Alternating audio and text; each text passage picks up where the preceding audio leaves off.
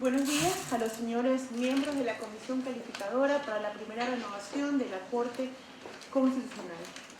Como he manifestado, mi nombre es Pamela Martínez y en el caso sorteado asignado a mí me ha tocado analizar una consulta de norma dentro del control de constitucionalidad. Como primer punto, para resolver un caso, es necesario señalar cuáles son los hechos relevantes o materiales que pueden permitir al juzgador identificar los puntos centrales que deben ser resueltos posteriormente a través de la formulación de problemas jurídicos con la correspondiente argumentación.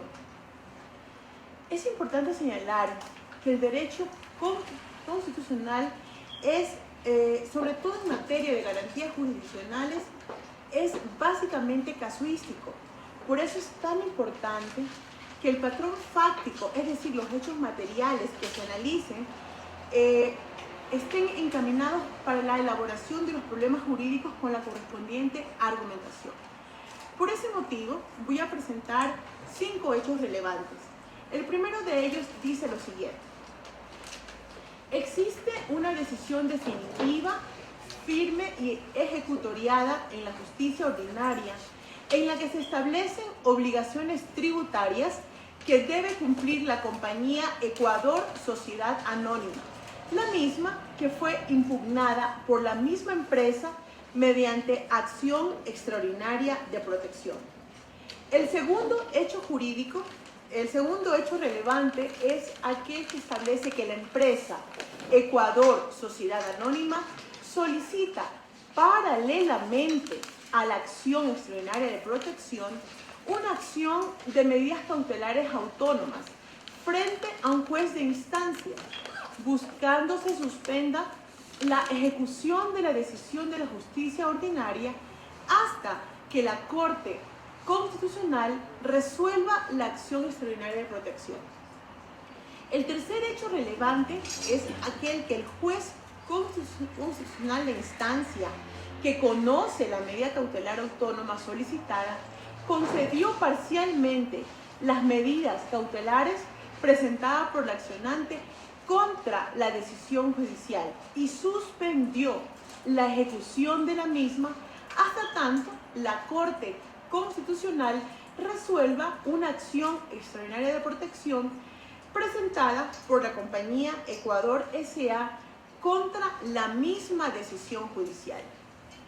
El cuarto hecho relevante es que el juez cuarto de trabajo del Guayas, después de haber aceptado parcialmente la acción de medidas cautelares, eleva a consulta a la Corte Constitucional la constitucionalidad de los artículos 27 y 42, numeral 6, de la Ley Orgánica de Garantías Jurisdiccionales y Control Constitucional por considerar que estaban en contraposición con lo dispuesto en el artículo 98 de la Constitución, en el que se establece el derecho a la resistencia.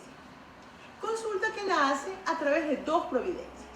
Una providencia del 21 de agosto del 2015 y la segunda del 24 de agosto del mismo año. El quinto y último hecho relevante del caso que se me dio para el análisis es la existencia de precedentes constitucionales dictados por la Corte Constitucional en materia de consulta de normas y de medidas cautelares, que son las sentencias 001-13-SCN-CC y la 0034-13-SCN-CC. Por consiguiente, una vez que hemos identificado los hechos relevantes del caso, debo proceder al planteamiento de problemas jurídicos acordes con dichos hechos y sustentar con base a argumentaciones sólidas en la fase procesal que nos encontramos, ya que debemos de asumir que este caso ya superó la sala de admisión, esto es, que los jueces ya verificaron los presupuestos de procedibilidad en los casos de de consultas de normas establecidos por la Corte Constitucional a través de la sentencia 001-13-SCN-CC. En consecuencia, mis problemas jurídicos y los argumentos van a ser encaminados básicamente para verificar la constitucionalidad de las dos normas infraconstitucionales que el juez consultante ha señalado estarían en conflicto con el artículo 98 de la Constitución, mas no en la verificación de los presupuestos establecidos por la Corte Constitucional en la sentencia mencionada, que son: A. Identificación del enunciado normativo pertinente cuya constitucionalidad se consulta. B. Identificación de los principios o reglas constitucionales que se presumen infringidos y las circunstancias, motivos, razones por las cuales dichos principios resultarían infringidos. Y C. La explicación y fundamentación clara y precisa de la relevancia de la disposición normativa cuya constitucionalidad se consulta respecto de la decisión definitiva de un caso concreto, o la imposibilidad de continuar con el procedimiento de aplicar dicho enunciado que justifique la inconstitucionalidad de la pertinencia de la misma para el caso. Pues insisto, estos presupuestos se asume que ya fueron verificados por la Sala de Admisión de la Corte Constitucional. Señores comisionados, recalco que, como es de su conocimiento, una jurisprudencia emitida dentro de esta competencia debe de constar de tres partes: la obiter dicta o argumentos accesorios, la ratio decidendi o razón de la decisión y la decisio o resolución o parte resolutiva del caso. En mi exposición me voy a centrar en la ratio decidendi y en la decisio, toda vez que la obiter dicta, como ustedes saben, son argumentos que aportan tangencialmente en la causa, pero no en la resolución, que es básicamente lo que se me ha ordenado en el análisis del caso. Además, también debo mencionar que cuando yo haga mi planteamiento del problema jurídico, voy de manera paralela a hacer mi planteamiento de la ratio decidendi, y que ambas, tanto la argumentación de mi problema jurídico como la ratio decidendi, van a guardar una concordancia con la decisión, es decir, con la parte resolutiva que plantearé en mi ponencia. En tal virtud, procedo a presentar mi primer problema jurídico, que dice: el señor juez cuarto de trabajo del Guayas incumplió con su obligación de suspender la tramitación de la causa y remitir el expediente en consulta a la Corte Constitucional una vez que consideró que las normas eran contrarias a la Constitución. Como lo mencioné en mis hechos relevantes que sirven como parámetros para la construcción de mis problemas jurídicos y de mi argumentación, la consulta de norma elevada por el juez cuarto de trabajo del Guayas se generó dentro de la sustanciación de una acción de medidas cautelares autónomas, es decir, dentro de un proceso de garantías jurisdiccionales previsto y regulado en el artículo 87 de la Constitución, en concordancia con el artículo 26 y siguientes de la Ley Orgánica de Garantías Jurisdiccionales y Control Constitucional, y en concordancia también con la sentencia número 0034-13-SCN-CC dictada por la Corte Constitucional el 30 de mayo de 2013. Debo de precisar que conforme lo revisamos en los hechos relevantes planteados al principio de mi ponencia, el juez cuarto de trabajo del Guayas aceptó parcialmente la acción de medidas cautelares autónomas para suspender los efectos de una decisión judicial hasta tanto la Corte Constitucional resuelva la acción extraordinaria de protección planteada por la misma compañía, Ecuador Sociedad Anónima, contra la misma decisión judicial. Luego de ello, es decir, luego de dictar esta resolución en la cual acepta parcialmente la interposición de la acción de medidas cautelares autónomas, decide suspender la tramitación de la causa y elevar en consulta a la Corte Constitucional, toda vez que llegó a la convicción de que los artículos 27 y 42, numeral 6, de la Ley Orgánica de Garantías Jurisdiccionales y Control Constitucional y el artículo 98 de la Constitución, que reconoce el derecho a la resistencia, estaban en claro conflicto entre la normativa infraconstitucional, como es la Ley Orgánica, y la normativa constitucional, como es la Constitución. Además decía que consulta a la Corte que cuál es el mecanismo idóneo para que un ciudadano que ha sido presuntamente lesionado a su derecho a la resistencia pueda hacer efectiva esta garantía. Frente a este planteamiento hecho por el juez cuarto de trabajo, creo muy importante mencionar la sentencia 001-13-SCN-CC, en la cual la Corte Constitucional dictó una regla jurisprudencial en la cual declaró el carácter vinculante del artículo 142 de la Ley Orgánica de Garantías Jurisdiccionales y Control Constitucional conforme al artículo 428 de la Constitución. Sentencia que debió haber sido observada y acatada por el juez cuarto de trabajo del Guayas cuando dictó su resolución. ¿Qué dice esa sentencia? Entre otros criterios, la Corte Constitucional, a través de esta sentencia, establece que en el Ecuador, en nuestro país, el control constitucional es concentrado, no mixto, como parecía en nuestra Constitución de 1998.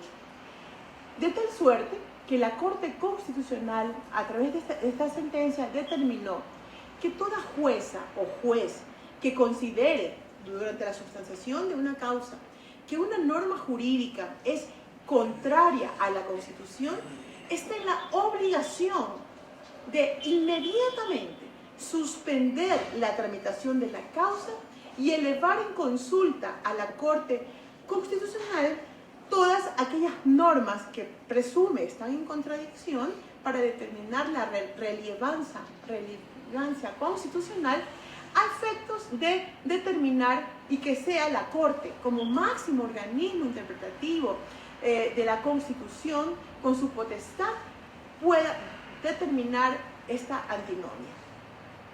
En el caso en concreto que me tocó analizar, en este caso en específico que me tocó a mí analizar por sorteo, se determina que el control ha sido concreto y concentrado. ¿Por qué concreto? Porque nació a partir de la consideración que tiene un juzgador, como es el juez cuarto de trabajo del Guayas, dentro de una sustanciación de una causa, como es la acción de medidas cautelares, sobre la presunta inconstitucionalidad de una norma del ordenamiento jurídico, como son los artículos 27 y 42, numeral 6 de la Ley Orgánica de Garantías Jurisdiccionales y el artículo 98 de la Constitución. Y es concentrado porque lo resuelve el máximo órgano de administración de justicia constitucional en el Ecuador, como es la Corte Constitucional. Una vez planteado mi primer problema jurídico, vamos a revisar todas estas normas que yo he mencionado. Comienzo con el artículo 87 de la Constitución, que dice: se podrán ordenar medidas cautelares conjunta o independientemente de las acciones constitucionales de protección de derechos con el objeto de evitar o hacer cesar la violación o amenaza de violación de un derecho. La Ley Orgánica de Garantías Jurisdiccionales y Control Constitucional, en su artículo 26, presenta la finalidad de estas medidas cautelares y dice que tendrán por objeto evitar o cesar la amenaza o violación de los derechos reconocidos en la Constitución y en instrumentos internacionales sobre derechos humanos. Las medidas cautelares deberán ser adecuadas a la violación que se pretende evitar o detener, tales como la comunicación inmediata con la autoridad o persona que podría prevenir o detener la violación, la suspensión provisional del acto, la orden de vigilancia policial, la visita al lugar de los hechos, y ahí ya no puedo seguir leyendo, y en ningún caso se podrá ordenar medidas privativas de la libertad. El artículo 27 de la misma ley establece los requisitos de las medidas cautelares y dice que procederán cuando la jueza o juez tenga conocimiento de un hecho por parte de cualquier persona que amenace de modo inminente y grave con violar un derecho o viole un derecho. Se considerará grave cuando pueda ocasionar daños irreversibles o por la intensidad o frecuencia de la violación. No procederán cuando existan medidas cautelares en las vías administrativas u ordinarias, cuando se trate de ejecución de órdenes judiciales o cuando se interpongan en la acción extraordinaria de protección de derechos. El artículo 42, numeral 6, que es otro de los cuestionados y consultados por el juez cuarto de trabajo, establece improcedencia de la acción. La acción de protección de derechos no procede, numeral 6, cuando se trate de providencias, léase, decisiones judiciales. Y por último, el artículo 98, que es el que establece el juzgador, que está en contraposición con las normas infraconstitucionales, dice que los individuos y los colectivos podrán ejercer el derecho a la resistencia frente a acciones u omisiones del poder público o de las personas naturales o jurídicas no estatales que vulneren o pueden vulnerar sus derechos constitucionales y demandar el reconocimiento de nuevos derechos. Hecho el planteamiento de mi primer problema jurídico y la revisión de toda la normativa que he mencionado en su argumentación, ahora procedo a presentar la ratio decidendi ligada a este problema jurídico. ¿Qué dice? El juzgador, en los términos del control constitucional previsto en el Ecuador, esto es, control concentrado de constitucionalidad, estaba impedido para pronunciarse en la causa en análisis, es decir, no podía dictar la medida cautelar suspensiva de los efectos de la decisión judicial y luego de ello suspender la tramitación de la causa y remitir en consulta la constitucionalidad de las normas ante la Corte Constitucional. Dicho accionar no solo que contraviene expresamente los criterios dictados por la Corte Constitucional y ha ejercitado un control constitucional no autorizado por nuestra Constitución ecuatoriana, menoscaba la seguridad jurídica y además ha lesionado directamente los derechos constitucionales a la tutela judicial efectiva de las partes, pues ha suspendido la tramitación de la causa luego de aplicar las normas cuya constitucionalidad consultaría a la Corte luego de su pronunciamiento, impidiendo la normal sustanciación de la causa. Cumplido la primera fase del primer problema jurídico y de la primera ratio decidendi, procedo a plantear mi segundo problema jurídico, que dice así. Los artículos 27 y 42, numeral 6 de la Ley Orgánica de Garantías Jurisdiccionales y Control Constitucional vulneran el derecho a la resistencia frente a los abusos de los poderes públicos. Del análisis de la consulta remitida por el juez cuarto de trabajo del Guayas mediante providencias de fechas 21 y 24 de agosto del mismo año, las normas cuya constitucionalidad se consulta son los artículos 27 y 42, numeral 6 de la Ley Orgánica de Garantías Jurisdiccionales y Control Constitucional. Enunciados normativos que, a entender del juzgador, aparentemente establecen una prohibición de aceptación de acciones constitucionales frente a decisiones judiciales y, según el juzgador, generaría un conflicto con versus el artículo 98 de la Constitución, que reconoce el derecho a la resistencia. Previo para establecer la conformidad o no de las normas invocadas por el juez consultante versus el derecho a la resistencia previsto en el artículo 98 de la Constitución, es necesario advertir cuál es la concepción del derecho a la resistencia que el juzgador considera que está en conflicto con el artículo 98 de la Constitución. En el caso referido, el juzgador sustenta dicha presunta contradicción entre las dos normas infraconstitucionales invocadas y este derecho constitucional por el hecho de que no existiría un mecanismo judicial idóneo dentro del ordenamiento jurídico ecuatoriano a efectos de poder activar en caso de que exista una vulneración de derechos o en caso de que haya un abuso de una autoridad pública, en este caso de la función judicial, que lesione los derechos constitucionales. Frente a ello, el juez cuarto de trabajo del Guayas considera que opera el derecho a la resistencia y solicita a la Corte que le determine el mecanismo judicial idóneo para poder invocar el derecho a la resistencia. Realmente esta es evidente que el propio juzgador, antes de elevar a consulta a la Corte Constitucional esta presunta contradicción, ya consideró que existía un mecanismo idóneo para ello. ¿Cuál pensó que era? La medida cautelar que concedió parcialmente y que pensó que de esa manera podía tutelar el derecho a la resistencia y suspender los efectos de la decisión judicial. Pero realmente este criterio demuestra una interpretación antojadiza del contenido del derecho a la resistencia, de lo establecido en la Constitución, en nuestra ley, en nuestras reglas jurisprudenciales, en las sentencias dictadas por la Corte Constitucional. Porque lo primero que se debe de advertir es que esta garantía constitucional no genera per se una vulneración de derechos constitucionales, pues existen medidas regulativas que van a ayudar a activar las acciones constitucionales, como por ejemplo en lo referente a la competencia.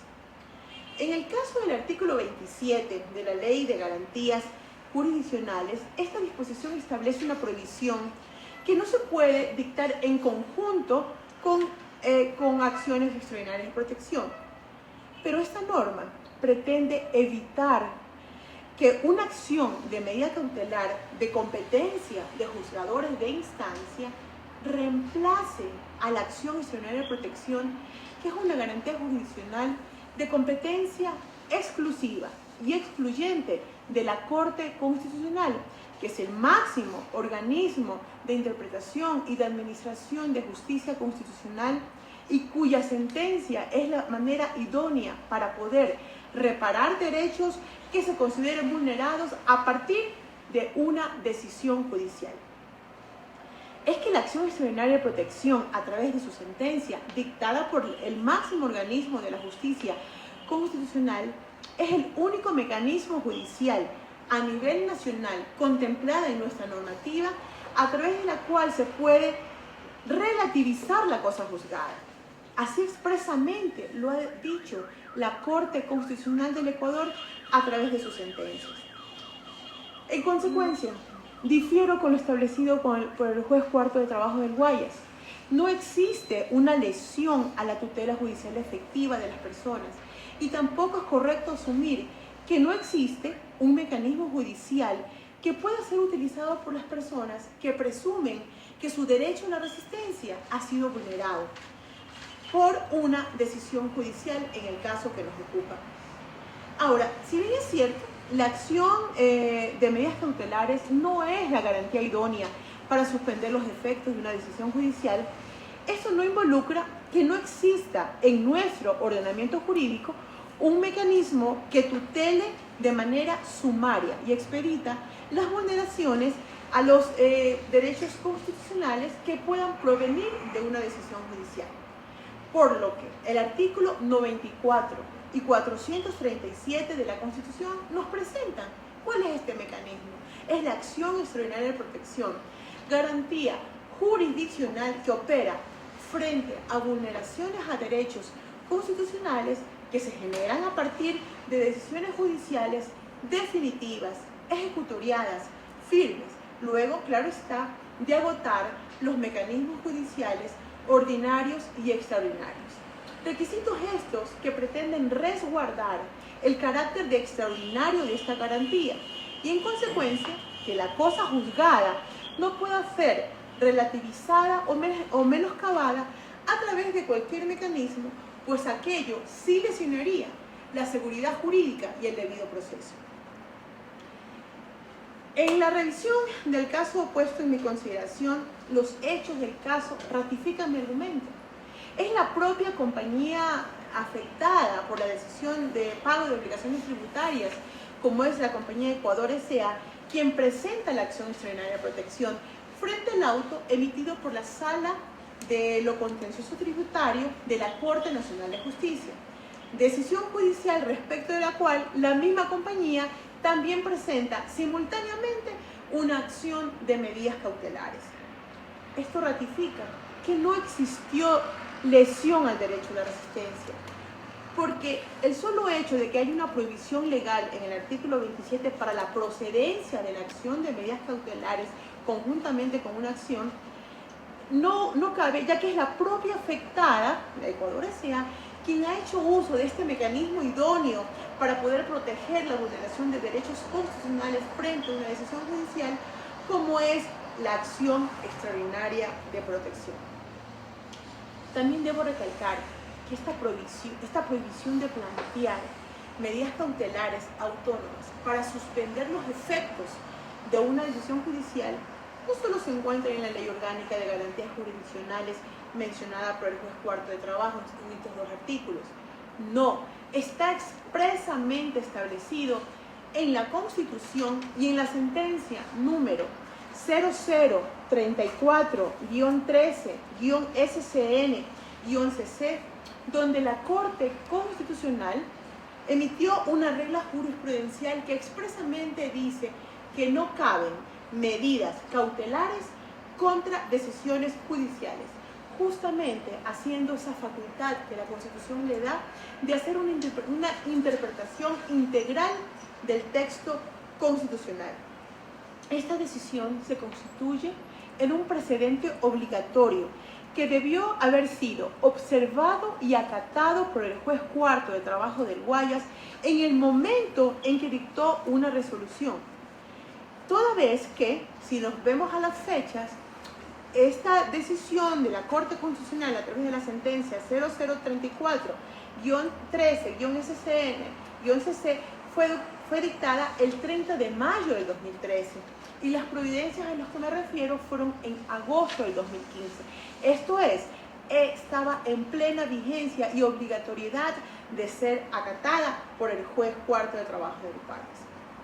En consecuencia, él ha actuado en contra de un precedente constitucional que ni siquiera lo mencionó en su argumentación cuando concedió parcialmente las medidas cautelares, inobservando además lo dispuesto en el artículo 436, numeral 1 de la Constitución, que dice: la Corte Constitucional ejercerá, además de las que le confiere la ley, las siguientes atribuciones: ser la máxima instancia de interpretación de la Constitución, y siguientes, así como del artículo 2, numeral 3 de la Ley de Garantías Jurisdiccionales, que establece principios de la justicia constitucional.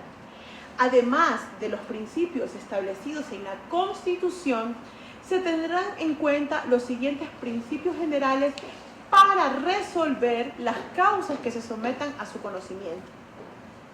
Numeral 3. Obligatoriedad del precedente constitucional. Los parámetros interpretativos de la Constitución fijados por la Corte Constitucional en los casos sometidos a su conocimiento tienen fuerza vinculante. En lo relacionado a la prohibición prevista en el artículo 42, numeral 6 de la Ley Orgánica de Garantías Jurisdiccionales, esto es la improcedencia de la acción frente a la acción de protección, está en concordancia con lo establecido en el artículo 88 de la Constitución, que establece que la acción de protección no puede activarse frente a una decisión judicial. Pero ¿por qué esta exclusión o prohibición? Porque La normativa establece específicamente cuáles son las garantías jurisdiccionales que cubren los derechos constitucionales. Y básicamente se pretende que no haya una yuxtaposición de garantías con derechos contemplados. Es por eso que no es que exista un vacío porque la acción de protección no quepa frente a vulneraciones provenientes por abusos o decisiones judiciales. No, todo lo contrario. Se pretende asegurar la eficacia de la garantía idónea para ello, esto es, la acción extraordinaria de protección. Con estas argumentaciones reafirmo el carácter, el espíritu del asambleísta cuando escribió el artículo 1 de la Constitución de la República, al reconocer que el Ecuador es un Estado constitucional de derechos y que genera como uno de sus efectos implementar una garantía jurisdiccional que pueda actuar contra decisiones judiciales, garantía que no existía en nuestra Constitución de 1998.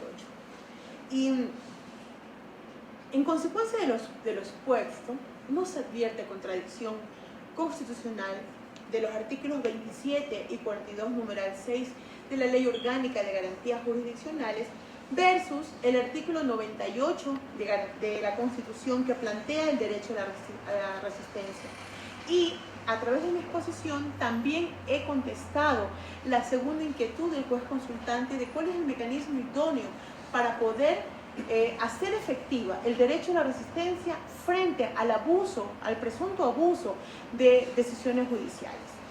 Por ende, es hora de plantear mi segunda ratio decidendi, que está ligada al segundo problema jurídico cuya argumentación acabo de presentar.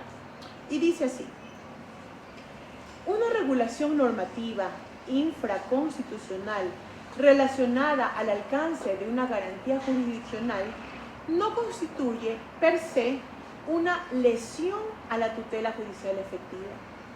Cada garantía jurisdiccional tiene su espectro de análisis y objeto. La garantía idónea para verificar vulneraciones a derechos constitucionales que provengan de una decisión judicial firme, definitiva y ejecutoriada es la acción extraordinaria de protección.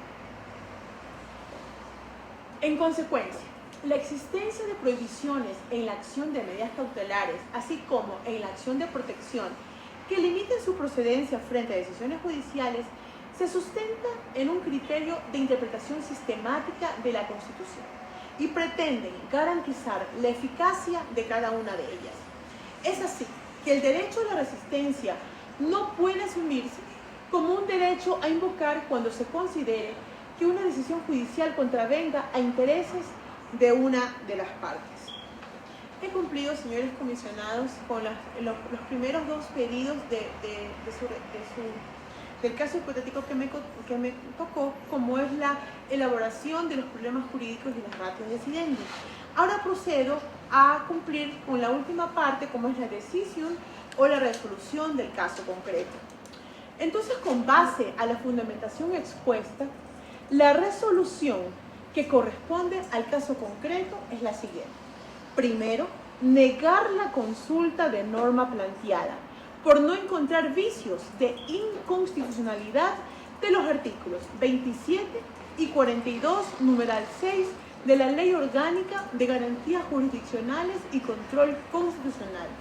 Segundo, devolver el expediente al juez sustanciador.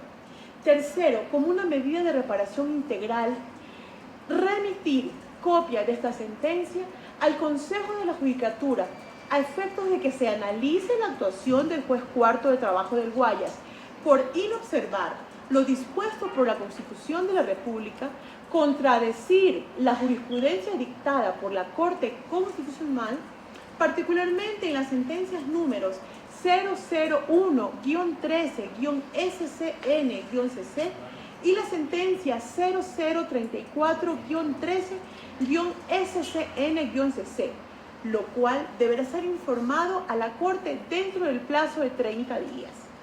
Cuarto, notifíquese y cúmplase. Hasta aquí mi exposición, señores comisionados. Muchísimas gracias, doctora Fernanda Martínez, por la exposición. pasamos a la apertura del sobre de las preguntas, por lo cual le pedimos al señor notario que haga la apertura. Pedimos a la doctora Martínez que por favor diga 3 números, escoja 3 números del 1 al 7. 1, 3 y 5.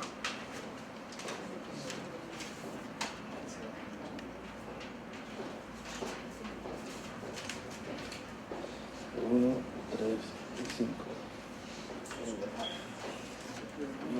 Uno para...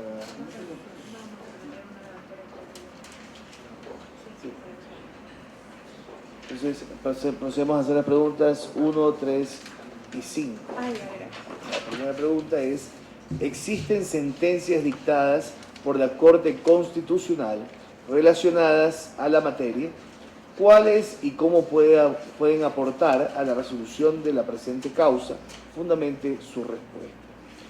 En efecto, en mi ponencia he mencionado 2 sentencias que están estrechamente relacionadas con la materia objeto de mi análisis. Estas son las sentencias 001-13-SCN-CC, dictada el 6 de febrero de 2013, y la sentencia 0034-13-SCN-CC. Pero que es importante mencionar algo. En la fecha en que se revisó el caso objeto de la sentencia 001-13-SP, no se había dictado todavía estas reglas de admisibilidad que la Corte Constitucional dictó, debido a que los juzgadores, de manera arbitraria, a veces dictaban, a veces tomaban una postura y a veces tomaban otra postura referente a la misma norma. Es por eso que la Corte Constitucional estableció unos filtros de admisibilidad, ya que antes toda consulta de norma iba directamente al Pleno de la Corte. Ahora no, a partir de esta resolución, de esta sentencia, las consultas de norma pasan primero por una sala de admisión, la misma que verifica aquellos requisitos de admisibilidad y se convierten realmente en unos filtros, sobre todo que permite que realmente esta suspensión de la tramitación de la causa no afecte al usuario. Y también es importante mencionar que el espíritu de la Corte al emitir esta sentencia era que el juez constitucional de instancia no se extralimite en sus competencias.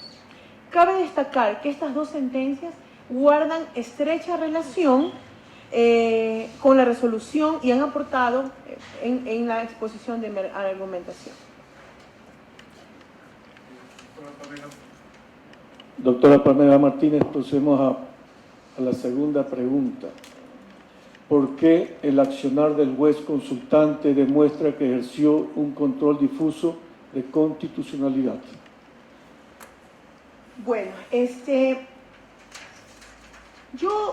yo comparto, y así lo he dicho en mi ponencia, el juez Cuarto Provincial de Trabajo del Guayas aplicó un control difuso cuando dictó parcialmente una medida cautelar, suspende la tramitación de la causa y eleva a consulta. Control difuso que no existe en nuestra normativa constitucional. Recordemos que la Constitución del 98 introdujo a nuestra normativa el control mixto, y que realmente era un reflejo del control que se establece, del control de constitucionalidad que se establece en las cortes estadounidenses, que nacen de aquel famoso caso Marbury versus Madison. Lamentablemente, en nuestra realidad ecuatoriana, ese control difuso no tuvo realmente un asidero, porque como lo manifestaba, ciertos jueces aplicaban sobre la misma norma, unos consideraban que había contradicción y la dejaban de inaplicar, hacían su informe, lo enviaban al ex tribunal constitucional y para que el tribunal en su competencia dicte una regla general. En cambio otros, ante la misma norma, pensaban que no había conflicto de relevancia constitucional y la aplicaban. Entonces, estas contradicciones hicieron que la Constitución del 2008 reconozca solo el control concentrado y expresamente también la Corte Constitucional, a través de su sentencia 001-13-SCN-CC, estableció que en el Ecuador el control es concentrado, recogiendo la línea jurisprudencial de la Corte Constitucional para el periodo de transición. Hasta ahí mi respuesta. La pregunta número 5, doctora Martínez, es la siguiente. ¿La acción de medidas cautelares autónoma procede frente a la vulneración de derechos constitucionales? Lo expresé en mi ponencia que no procede. La acción de medidas cautelares autónomas no procede frente a las vulneraciones de derechos constitucionales y me explico por qué. Según nuestra Constitución, nosotros tenemos garantías jurisdiccionales de diferentes competencias. Tenemos aquellas que son de conocimiento, que están establecidas en el artículo 6 de la Ley de Garantías Jurisdiccionales y que son la acción de protección, la acción de habeas data, la acción de habeas corpus, la acción por incumplimiento, la acción de acceso a la información pública y la acción extraordinaria de protección. Estas acciones tienen como principal característica que permiten una reparación integral de los derechos presuntamente vulnerados. También tenemos las acciones cautelares, que son básicamente las medidas cautelares autónomas y las medidas cautelares en conjunto, que no permiten una reparación integral por su carácter de temporalidad, son temporales, suspenden ante la amenaza de una presunta vulneración de derechos constitucionales. Y por último, las garantías de ejecución, como la acción de incumplimiento, que está establecida en el artículo 436, numeral 9. Entonces, podemos colegir que las acciones de medidas cautelares no, ¿cómo es la pregunta? No proceden frente a la vulneración de derechos, porque para ello están las garantías de conocimiento. Muchas gracias a la doctora Pamela Martínez Loaiza por su exposición. Queda terminada esta sesión. Hacemos la entrega formal de sobre las preguntas al señor notario de los casos.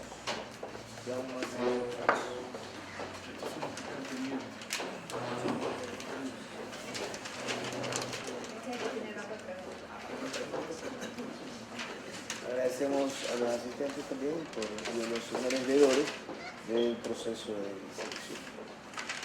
Muchas gracias.